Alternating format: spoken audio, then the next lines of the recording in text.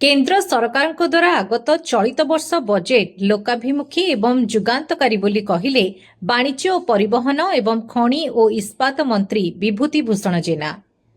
स्थायी अर्थनैतिक अभिवृद्धि को त्वरान्वित करने सहित युवपीढ़ी निमंते बढ़िब निजुक्तिर सुजोग। केन्द्र अर्थमंत्री निर्मला सीतारमण गतकाली संसद में 53 कोटी 47 लक्ष 315 कोटी टंकार 2026 और 27 वर्ष पई बजेट आगत करिसेंती। यह आत्मनिर्भर भारत तथा विकसित भारत गठन स्वप्न साकार करने पई एही बजेट अभिप्रेत बोली ब्रह्मपुर ठारे आयोजित सांबादिक सम्मेलन में ओडिशा सरकार मान्यवर वाणिज्य और परिवहन एवं खनि और इस्पात मंत्री विभूति भूषण जेना प्रकाश करिसेंती। एही बजेट तीनोटी मुख्य कर्तव्य उपरे आधारित।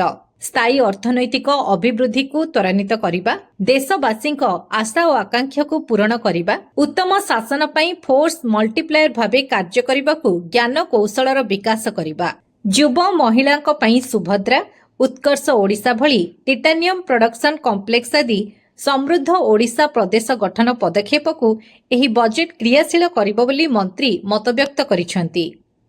प्रधानमंत्री नरेंद्र मोदी विकसित भारत स्वप्न साकार करने पई निरंतर अर्थनैतिक अभिवृद्धि और आर्थिक सुदृढ़ीकरण, मध्यवित्त श्रेणीर सशक्तिकरण, दक्ष मानव संबल सृष्टि, पूर्वोदय भारत विकास, ग्रामीण जनजीवन को पुनर्जीवित करने, शहरीकरण, कृषि और कृषकर सामग्रिक कल्याण, नारी शक्तिर नेतृत्व, सामाजिक न्याय और समस्त वर्गर कल्याण माध्यम अमृतकाल, ऐतिह्य और पर्यटन शिल्पर विकास लक्ष्य रे एही जुगान्तकारी और ऐतिहासिक बजेट उपस्थापन होईछि।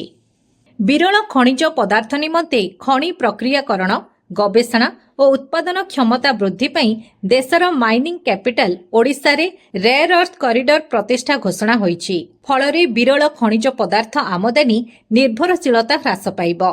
यह आम जिलार छत्रपुर ठारे प्रतिष्ठा होइतिबा माटीखाल स्थित भारतीय विरल मृत्तिका कंपनी रे उत्पादन क्षमता वृद्धि पाइबा सहित आम देशर प्रतिरक्षा मंत्रालय को सशक्त करिब। यह सहित स्थानीय शिल्प एवं वैद्युतिक और अक्षय शक्ति समेत उच्च वैषयिक क्षेत्र को प्रोत्साहन दे कर्म नियुक्ति सुजोग सृष्टि करिब। यह सहित मोनोसाइट, टाइटानियम, पिगमेंट, जिर्कोनियम भली अनेक विरल खनिज पदार्थ प्रक्रियाकरण और उत्पादन एवं अनेक शिल्प प्रतिष्ठा दिगरे सहायक हेब। लिथियम परी गुरुत्वपूर्ण खनिज पदार्थ को सुरक्षित और उपलब्ध करने उद्देश्य रे नेशनल क्रिटिकल मिनेराल मिशन माध्यम रे आसंता 7 वर्ष रे 3,40,000 कोटी टंका व्यय कराजिब। खनिज जोगाण श्रृंखला पई 16,300 कोटी टंका, आमदानी उपरे निर्भरशीलता ह्रास करिबा पई 4टी राज्य रे नूतन रेयर अर्थ कॉरिडोर एवं कोइला बाष्पीकरण पई 35,000 कोटी टंका व्यय अटकल होईछि। 20टी नूतन जातीय जलपथ कार्यक्षम हेब। तन्मध्यरे ओडिशार NW5 प्रथम पर्याय रे कार्यकारी हेब। एही जलपथ तालचेर, अनुगोल, कलिंगनगर आदि खनि अंचल को पारादीप बंदरर सह जोड़िब। ब्रह्मपुर महानगर एथिरु सुफल पाइब। परिवेश सुरक्षा प्रोत्साहन पई सामुद्रिक कईच ऑलिव रिडले गण अंडादान निमंते टर्टल ट्रेल विकसित कराजिब। फलरे ऋषिकुल्या मुहाणरे प्रति वर्ष लक्षाधिक सामुद्रिक कईचक निरापद आश्रयस्थली पालटिबा सह पर्यटन मानचित्र रे विश्व रे स्थान पाइब। उपकूलवर्ती गंजाम जिलार नड़िया, काजू और किया चाष को प्रोत्साहन मिलिब। गंजामर बाहुदा ठारे देशर सर्वबृहत बंदर निर्माण हेब। ए बाबदरे 21,500 कोटी टंका व्यय अटकल होईछि। गोपालपुर बंदर संप्रसारण, टाटा SEZ रे ग्रीन हाइड्रोजेन और एमोनिया सेक्टर पई 7200 कोटी टंका, LNG टर्मिनाल स्थापन पई 6500 कोटी टंका, केमिकल सेक्टर पई 4,000 कोटी, सोलार इंडस्ट्री बाबदरे 3500 कोटी, ग्रीन एनर्जी प्लांट पई 2500 कोटी समेत 12टी शिल्प प्रतिष्ठा बाबदरे 28,084 कोटी टंका व्यय आरंभ होई सारिथिबा प्रकल्प आगत केंद्रीय बजेट द्वारा त्वरान्वित हेब। 3टी नूतन NIPER एवं 7टीर उन्नतीकरण कराजिब। सेमीकंडक्टर मेसिन 2.0 एही मिशन रो शुभारंभ होई 40,000 कोटी टंका व्यय बराद होईछि। शिल्प और बयन शिल्प श्रम भित्तिक बयन शिल्प पई स्वतंत्र कार्यक्रम एवं खदी और हस्ततंत पई महात्मा गांधी ग्राम स्वराज योजना एमएसएमई गुड़िकर विकास पई 10,000 कोटी टंकार ग्रोथ फंड निवेश हेब। पारंपरिक चिकित्सा क्षेत्र में प्रमाण भित्तिक गवेषणा एवं प्रशिक्षण को व्यापक कराजिब। 20,000 नूतन विशेषज्ञ प्रस्तुत कराजिब।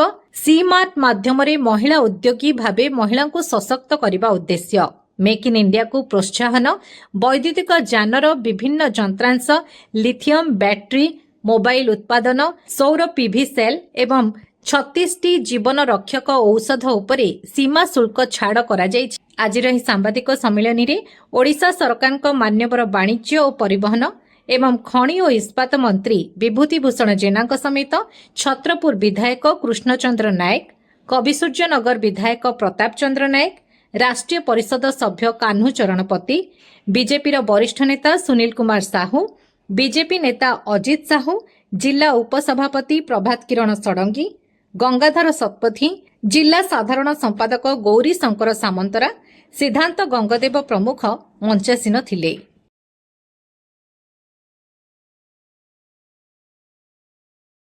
विरल मूर्तिकार प्रोडक्शन कथा विरल मूर्तिकार सदुपयोग कथा एक कथा गंजाम रे बहुत दिन हो सारी आमे विरल मूर्तिका रेयर अर्थ रे आमे संबल अच्छु आम राज्य एवं विशेषकर आम जिला ऑलरेडी से काम चली आमर छत्रपुर माटिकाल ये चलती सेठू जो जीरकन आसठू जो मनोहारिता आसठू जोटा टिटानियम आमे ताकू अधिक रु अधिक दिन प्रोडक्शन करवा अतीत गोटे टिटानियम फैक्ट्री होता भी अच्छी तार प्रोडक्शन खर्च जो लेटेस्ट टेक्नोलोजी अभाव कारण तार प्रोडक्शन कष्ट अधिका होउथिला बोली सी बंद करती तेणु सबको आखि आगे रखिक जमी अधिक रु अधिक मिनराल क्रिटिकल मिनराल रो प्रोडक्शन हम क्रिटिकल मिनराल रो इंडियूज हम एवं ताकू लेकिन चिंता कर अधिका लेटेस्ट ज्ञान कौशल जरिया क्रिटिकल मिनराल बिना आमर सबु क्षेत्र विभिन्न क्षेत्र में आपण से जो डिफेन्स क्षेत्र देखो